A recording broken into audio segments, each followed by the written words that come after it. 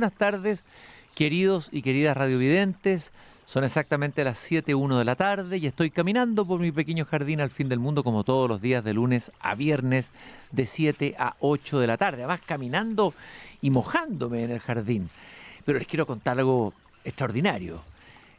Tengo una visita ilustre aquí en el jardín. Un ministro que llegó muy mojado a este jardín. Pero lo interesante es que es un ministro que usa el transporte público porque tomó un metro para llegar cerca a esta dirección, tuvo que caminar, creo que se equivocó de metro, y finalmente llegó acá a este jardín y llegó mojado, así que tuvimos que sacar la chaqueta, pero eso habla bien. ¿Y de qué ministerio creen ustedes que es? Adivinen, del Ministerio de Transporte. Es el nuevo y flamante ministro de Transporte, Luis Dergenich, en este día de lluvia. Acá en Santiago le agradecemos mucho su tiempo para venir a conversar con nosotros hoy día. Luis, muy bienvenido al jardín. Buenas tardes, Cristian, y muchas gracias por la invitación. Efectivamente, cometí un error, me bajé una estación antes de la que tenía que bajarme y me tocó caminar un poco más, pero por suerte no estaba tan helado, estaba mojado, pero no tan helado. Bueno, pero por lo menos tienes la posibilidad de ver la realidad de cómo funciona el transporte con sus buenas cosas y sus malas cosas. Hay muchas cosas que conversar. ¿Qué te llevó a dejar la comodidad, podríamos decir, una cierta comodidad de la academia? Tú estabas en la Universidad de Diego Portales. Por un ministerio, que es una tarea mayor.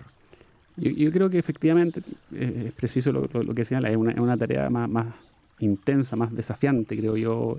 Por supuesto que el mundo académico, el trabajo académico es una maravilla y yo espero después de mi paso por el ministerio volver a la universidad. La Universidad de Diego Portales yo creo que ha sido un lugar muy importante para mi carrera profesional, desde lo técnico y desde lo personal también.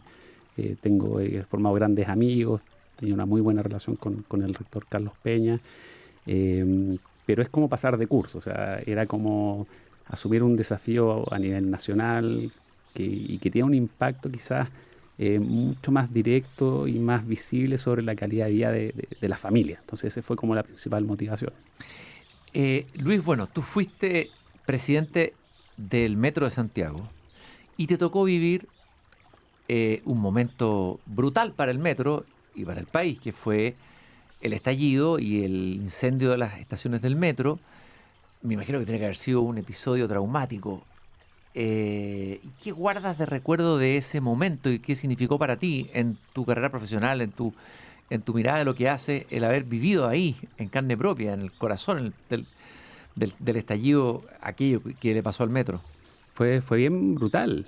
De hecho, recuerdo cuando estábamos aquel viernes 18 de octubre, desde las 5 de la mañana en el centro de operaciones, porque estábamos muy encima de los acontecimientos que ocurrían. Y durante el día uno empieza a ver cómo iban destruyendo algunas boleterías, iban lanzando objetos grandes a las vías, impidiendo la circulación de los trenes, estaban amenazando y agredían a los equipos de las estaciones, e impedían que las líneas funcionaran bien. Entonces, y después en la tarde que está la intensidad del daño, de las agresiones, no podían entrar las personas a las estaciones, era muy brutal, y termina con la quema de varias estaciones. Lo que nos preguntamos dentro de Metro era ¿por qué a nosotros? O sea, ¿por qué Metro, que era un patrimonio de nuestra ciudad, que es una empresa muy admirada, que es un servicio muy querido, ¿por qué a nosotros? Esa era como que era un medio de principal. transporte democratizador, de lo más democratizador que tenía nuestra sociedad, digamos. Pero absolutamente, o sea, tú ves las estaciones que hay en Conchalí, en Independencia, en Pedro Aguirre Cerda, son incluso de mejor estándar que las que tienen en el Golf, en Alcántara, en Los Dominicos. Por lo tanto, es un servicio, como bien dices tú, que es absolutamente democratizador. Tiene que haber sido un shock para todos ustedes, muy tremendo. Por esa misma pregunta de sentido, aparte del miedo, la violencia, todo lo que pasó ahí, el preguntarse por qué. Efectivamente, fue brutal. Pero también se conformó un equipo bastante afiatado, o sea, se generaron lealtades, compromisos, y eso desde el punto de vista organizacional o empresarial, al interior de la organización, en verdad, fue súper valioso. Yo creo que esa complicidad de todos los estamentos de Metro, desde los equipos de estaciones, de mantenimiento, del edificio corporativo, los centros de operaciones, de la reconstrucción misma. Yo creo que hubo una épica que fue muy, muy valiosa y ayudó a recuperar las estaciones en un tiempo récord. Ahora, ese fantasma de la violencia, de la protesta, del estallido, ¿no te visita un poco en estos días, en este escenario turbulento internacional que va a influir, evidentemente, por lo anunció el ministro de Hacienda? Eso es inevitable, digamos, en que probablemente van a haber subidas de tarifas en el transporte público, y siempre estos estallidos y movilizaciones comienzan, bueno, en la historia de Chile también, hay varios episodios de la historia que comienzan con alzas de tarifas, y en otros países no te visita de nuevo ese fantasma o ese miedo así irracional. No te despiertas en la noche pensando, wow, capaz que el destino me coloque de nuevo aquí en un escenario parecido. Fíjate que no, yo soy optimista. Yo creo que en Chile aprendimos de manera bastante traumática, pero aprendimos la importancia que tiene el orden, el respeto a las instituciones, el poder movernos libremente en la ciudad, ya tanto por el estallido como por la pandemia. O sea, yo creo que esos fueron dos crisis brutales para Chile, en particular para Santiago, por el tema del metro. Pero yo estoy optimista. Yo creo que viene una etapa que si bien va a ser intensa, van a haber dificultades. Yo sí estoy optimista que vamos a hacer un gran trabajo como gobierno. Yo creo que el presidente Kast nos da una libertad y la confianza para impulsar aquellas agendas que finalmente, en mi opinión, sí van a repercutir en mejorar la calidad de vida de las familias. Y dentro de esa agenda, en el caso tuyo, el Ministerio de Transporte, ¿cuál sería la más importante para mejorar la calidad de vida de las personas? Claro, yo creo que son tres. Este es el Ministerio de Transportes y Telecomunicaciones. Claro, y estamos viendo un tsunami digital, o sea, estamos viendo una revolución tecnológica a nivel mundial. O sea, las tecnologías inalámbricas, el 5G, la conectividad, la inteligencia artificial, el tema de datos, almacenamiento. O sea, estamos viendo una revolución. Por lo tanto, tenemos que surfear ese tsunami para aprovechar la energía. No podemos chocarlos porque no sacamos nada, no podemos esquivarlo, sería perder esa energía, pero si logramos surfearlo, pues podemos volar. Entonces ese es como un pilar, un gran desafío. ¿Y cuál sería esa manera de surfear de Chile en este tsunami digital? Yo creo que inversión en infraestructura digital. Yo creo que ahí tenemos una oportunidad grande, el tema de conectividad, de permitir que iluminar todas las regiones del país. Hay muchos lugares del país, sobre todo en zonas extremas, en que la conectividad digital, específicamente en temas de Internet, por ejemplo, que es algo que le llega directo a las familias, no está disponible. Y hoy en día no solo hay temas de entretención, hay temas de información, hay temas de adquisición, de compra. O sea, el comercio digital ha crecido muchísimo y hay muchas otras áreas también para las cuales el tema de conectividad es fundamental.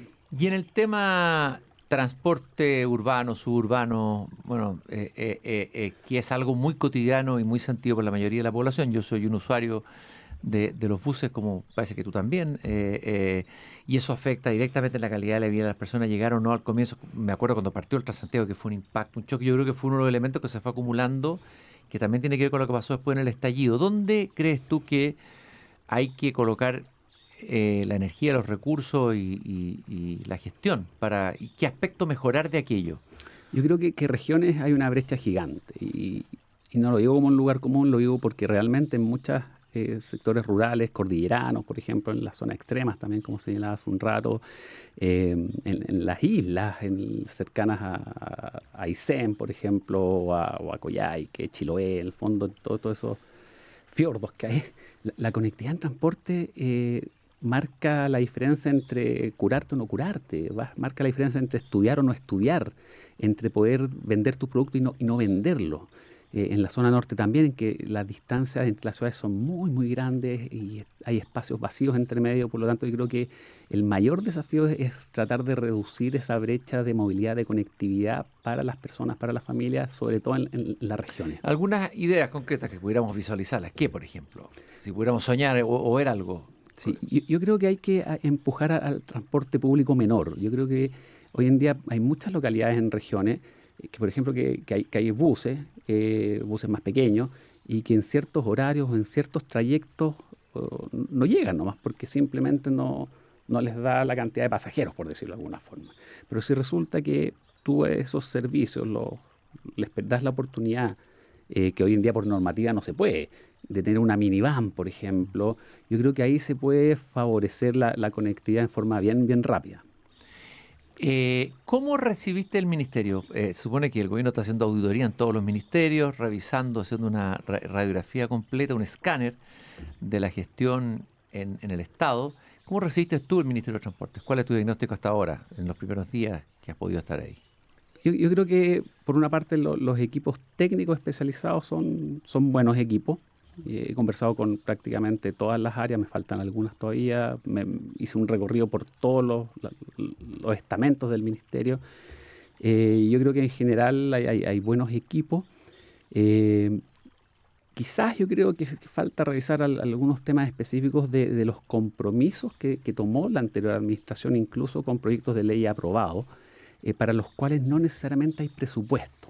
Chuta, pero eso es grave. Efectivamente. Tener aprobado algo y no tener plata para hacerlo. Efectivamente, y eso yo creo que genera una disociación pues, entre las expectativas de la ciudadanía, por ejemplo, con la realidad, cuáles son los recursos. Entonces, a veces hay compromisos que están adquiridos con normativas, con reglamentos, con leyes, pero que los presupuestos, los recursos no están definidos. Entonces yo creo que ese es como el principal desafío que no solo en transporte, probablemente va a ocurrir en la mayoría de los ministerios, y eso quizás va a generar una dedicación mayor. ¿Fue una gestión irresponsable la del gobierno anterior en este aspecto, en este tema?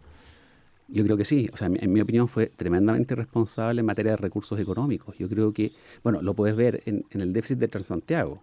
El déficit de Transantiago en los 4 años del anterior gobierno se superó progresivamente, es decir, los 4 años, cada año que pasaba se iba batiendo el récord de déficit del Transantiago. Todos dicen, no, es que Transantiago está funcionando tan bien. Claro, funciona bien, yo lo puedo decir porque lo uso, uno como pasajero dice funciona bien, la gente parece contenta, se baja el bus y dice hasta luego, se despide el chofer, o sea, la gente pareciera contenta con el transporte público hoy día, pero claro, a lo mejor estamos parados sobre una ilusión o sobre una irrealidad, no sé. Hay algunos viajes que te cuestan 8.000 pesos al sistema. 8.000 pesos cuestan algunos viajes específicos. ¿Por qué? Porque tienes un bus articulado operando con 3 pasajeros y eso en verdad es muy habitual. Y eso es fundamental. Tú le quitas un raspado al déficit de Transantiago. Es decir, si tú, por ejemplo, logras reducir un 3, un 5% del déficit de Transantiago y con eso liberas, no sé, $60 millones al año que te permite suplir deficiencias en regiones. Ahora tiene que ser muy bien pensado, no sé, quirúrgico, porque la transformación que supuso el Transantiago mismo generó un caos, ¿te acuerdas? ¿Cuál es el efecto psicológico en las personas? ¿Lo pueden sentir como que le están quitando, le están traspasando al usuario los problemas de Transantiago? Hay que manejarlo muy bien, me imagino, con pericia esto. Absolutamente, con mucha información, mucho detalle, mucha tecnología, pero tú lo ves diariamente. Tú vas a las calles y ves 4 buses pegados circulando. Y después, minutos después o media hora después, pasa un bus completo. Es decir, hay mucha ineficiencia en el funcionamiento en la operación. Hay espacio para, sin deteriorar en absoluto la calidad de servicio, incluso al contrario, mejorando la calidad de servicio, tú también puedes reducir el déficit del sistema. Ese es un punto importante. Y el metro, bueno, tú el metro lo conoces como la palma de tu mano.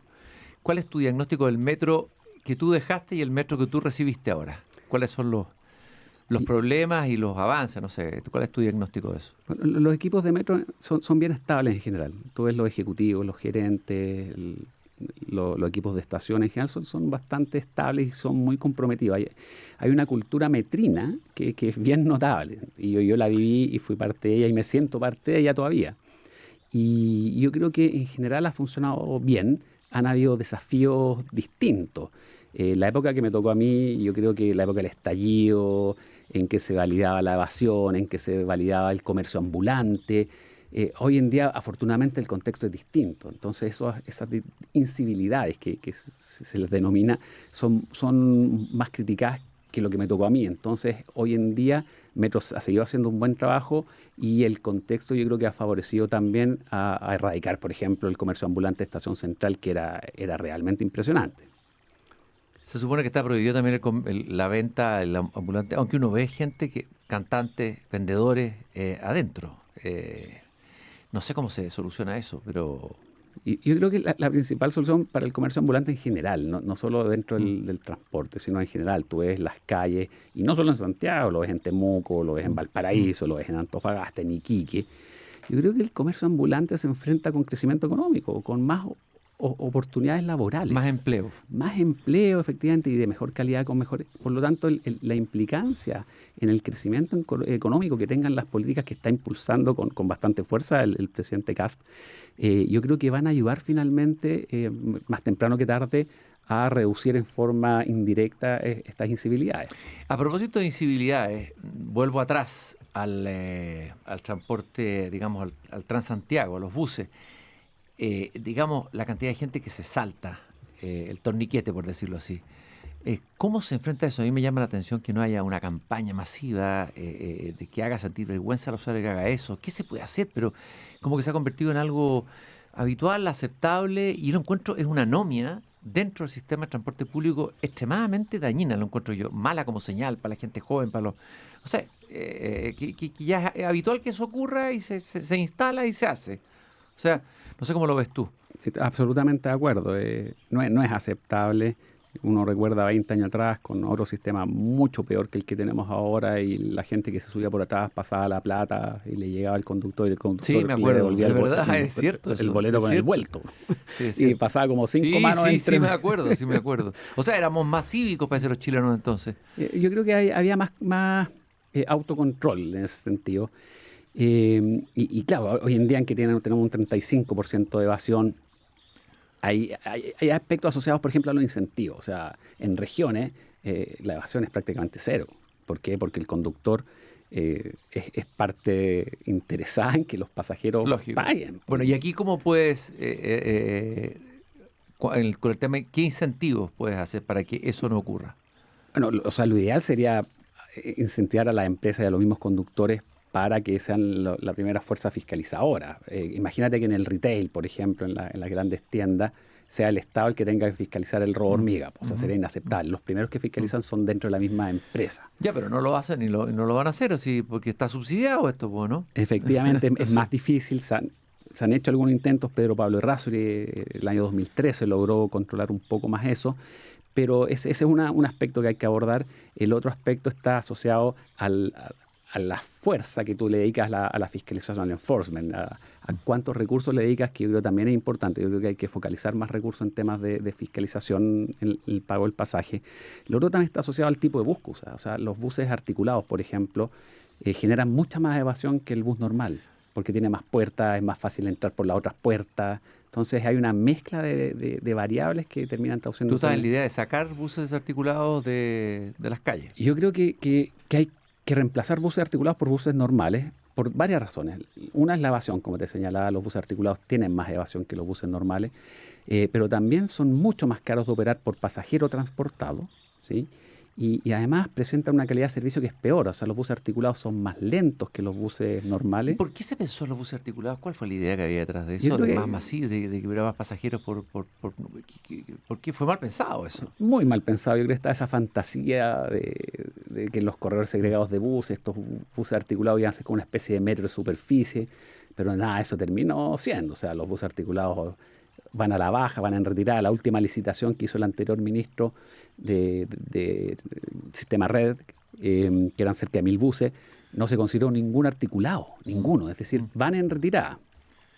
Oye, vamos ahora a otro medio de transporte que se ha ido masificando, que es el Uber, el sistema Uber. Hay una ley, un reglamento en curso ahí. Me gustaría que me explicaras un poquito cuál es tu diagnóstico de aquello. Como también yo uso Uber, estoy preocupado, así que te estoy preguntando qué va a pasar ahí. Hay temores, uno escucha hablar con los conductores de Uber, hay temores de que va a haber menos oferta de Uber, en fin, que se va a encarecer, y es un sistema que yo encuentro fantástico como suplementario muchas veces en caso de emergencia. En las noches los jóvenes que salen de los carretes, los papás están más tranquilos que toman el Uber. ¿Cuál es tu diagnóstico del sistema Uber aquí en Chile y en comparación a experiencias internacionales? Bueno, primero, transmitirte tranquilidad, porque vamos a mejorar mucho el sistema de las aplicaciones, lo vamos a formalizar y vamos a evitar... Pero no solo Uber, o sea, imagino que Cabify y todo. Las aplicaciones, claro, me refiero a las aplicaciones. Ley Uber, es como el papel conforma, más o menos. Sí, ya. Como... Debería cambiarse el nombre. Es no Ley EAT, así se llama. Ley EAT es el nombre más formal. Ok. Hay una ley, ¿cierto?, que tiene sus sus dificultades, que fue diseñada pensando en la década del 90, en el decreto 212, en el mercado de los taxis, cómo funcionaba hace 30 años, ¿sí? Y que tiene varios aspectos mejorables, pero lo que nosotros podemos mejorar en el corto plazo es el reglamento, que el reglamento es como una bajada de la ley. La ley define el marco general y el reglamento define algunas cosas específicas, y en la versión actual, que todavía no está publicado por suerte, pero que sí tenemos que trabajar con bastante celeridad, establecía, por ejemplo, una cilindrada de 1.400 centímetros cúbicos para los vehículos de aplicaciones. ¿Ya? Ajá. Y resulta que hoy en día tienes autos Mercedes-Benz de 1.300. Ajá. Tienes camionetas Chevrolet grandes de 1.200. ¿Por qué? Porque la tecnología ha avanzado mucho. Por lo tanto, con cilindradas más chicas logras un estándar igual o superior al que había antes. Entonces, eso es un aspecto. Hay otros, por ejemplo, asociados a la antigüedad que tiene que tener el auto cuando se inscribe en el sistema, que establecía, por ejemplo, un año, que el auto tenía que ser prácticamente nuevo. La verdad es que tampoco es necesario. ¿Sí? Estaba el tema de la antigüedad del parque actual también, que le exigía un máximo de 10 años, y podrías también extender. Es decir, si tú sumabas todas esas restricciones innecesarias, al final reducías un 85% la oferta de vehículos. ¿Y eso qué significa de cara al pasajero, de cara a ti que lo Pasa usa? que más caros, menos, en fin, ya sabemos, la ley de la oferta y la demanda. Lo resumiste perfecto. Pasajes mucho más caros, mayores tiempos de espera, ¿sí? Y hay muchas zonas que van a quedar desconectadas. Por lo tanto, eso es lo que vamos a evitar con la nueva versión del reglamento. Ya, eso me quedo tranquilo con como pasajero ocasional, digámoslo ahora, de Uber. Hay un tema más grueso que se ha hablado poco, que es el tema, porque el Ministerio de Transporte no solamente son los buses, sino que también tiene que ver con infraestructura, tiene que ver con los puertos. El tema de los puertos, que yo sé que te preocupa y que creo que es crucial que hablemos, crucial, en muchos sentidos, tiene muchas dimensiones el tema de los puertos. Ahí te puedes explayar, Luis. Bueno, efectivamente, el PIB de Chile, es decir, la capacidad de producción que tiene Chile al año son aproximadamente 350.000 millones de dólares. ¿Ya? Es muchísima plata. Menos que otros países grandes del vecindario, pero es mucha plata. 200.000 de esos 350.000 millones de dólares entran y salen por los puertos. Por lo tanto, cualquier mejora que tú hagas a nivel de puertos, tanto en la capacidad de que entren y salgan barcos, de que la carga, la gestiones más rápidamente, cargues y descargues más rápido y que eso llegue más rápido a las ciudades, ¿sí? Cualquier mejora que hagas en eso tiene un impacto brutal en el PIB de Chile, en el crecimiento.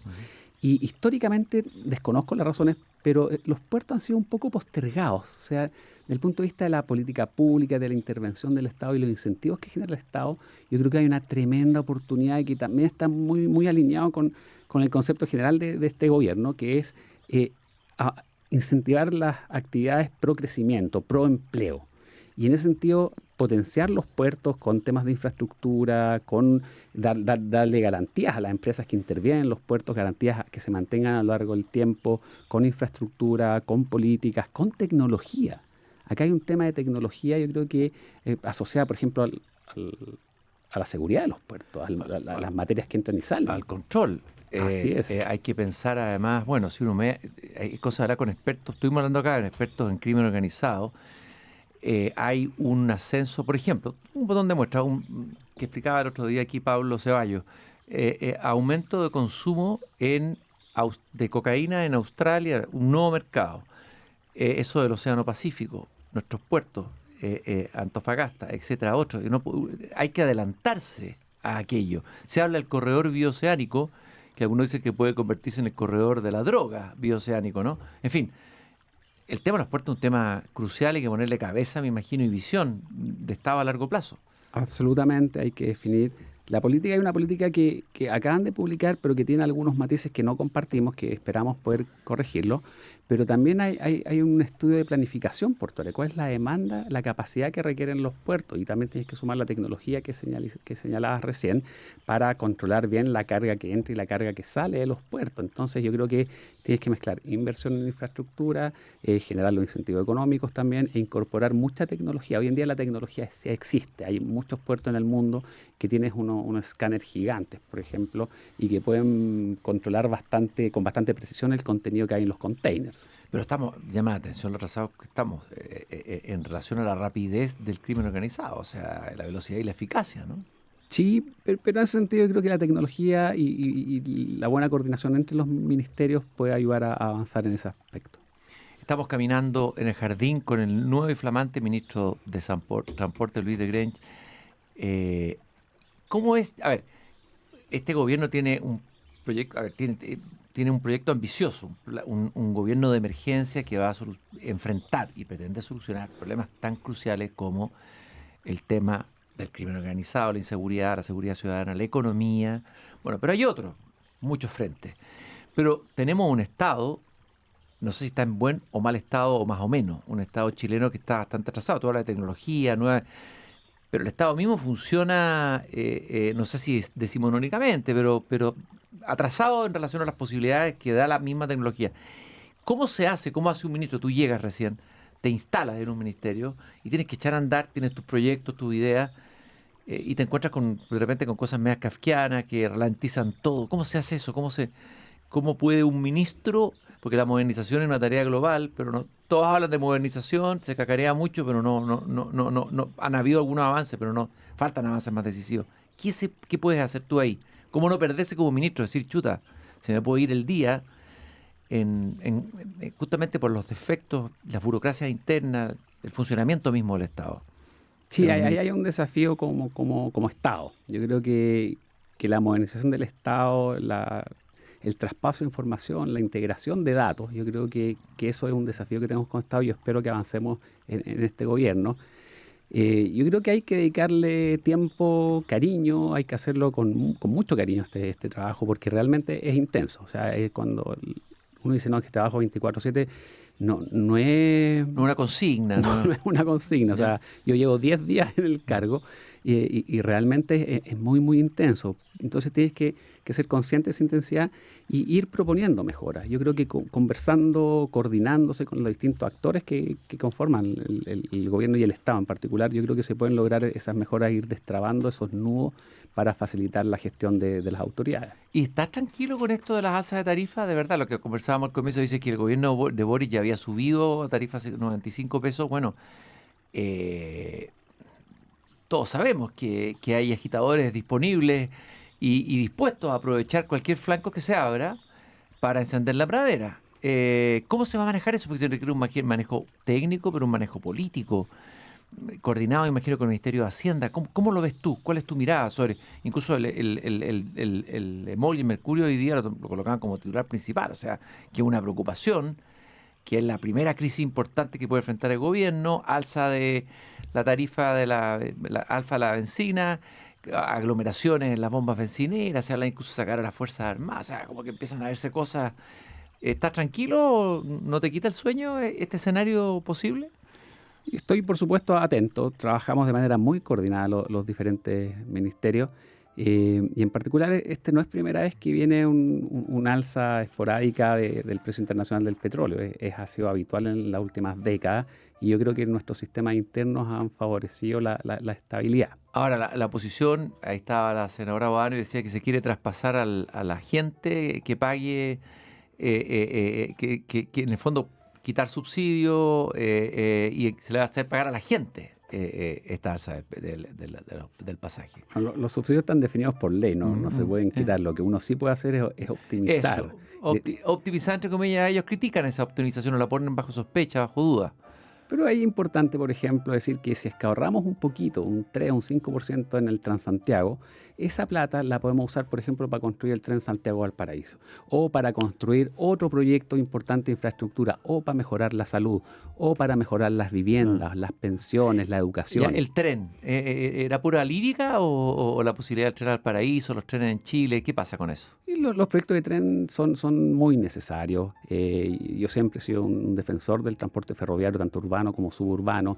Yo creo que estos proyectos regionales tienen un impacto local muy, muy fuerte. El tren rápido Santiago-Valparaíso siempre fue una fantasía. Eso, la verdad es que nunca tuvo... Eso te quería preguntar, eso es una fantasía. El tren rápido Santiago-Valparaíso, pero este otro tren por la quinta interior, por decirlo de alguna forma, por esa que conecta finalmente con el Gran Valparaíso y con Santiago, yo creo que tiene los méritos para ser estudiado. No hay estudio hasta el momento. No, fue anunciado sin estudios mínimos, ¿ya? Y en ese sentido es un proyecto de $3.500 millones. A mí me parece razonable que esos 3.500 millones de dólares que compiten con muchos otros proyectos a nivel nacional se usen de la mejor manera posible.